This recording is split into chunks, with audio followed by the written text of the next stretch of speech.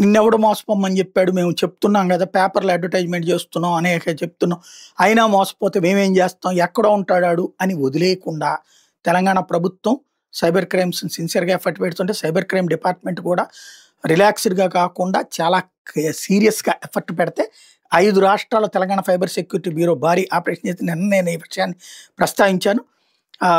అదే సందర్భంలో నిందితుల్లో bank, IT ఉద్యోగులు, దినసరి కూలీలు ఉన్నారు. అంటే అందరూ కలిసి చేస్తున్నారు.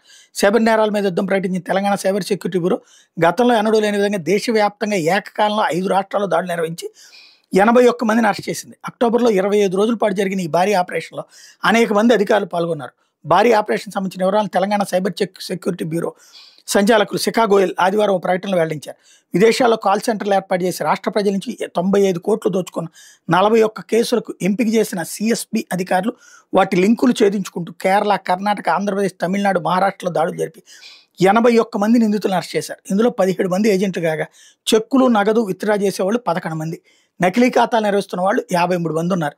అరెస్ట్ అయిన వాళ్లలో 106 కేసులతో సంబంధం ఉన్న ఐడిఎఫ్సి బ్యాంకుకి చెందినటువంటి సేల్స్ ఎగ్జిక్యూటివ్, ఫెడరల్ బ్యాంక్ ఉద్యోగి, బంధన్ బ్యాంక్ మేనేజర్ ఉన్నారు.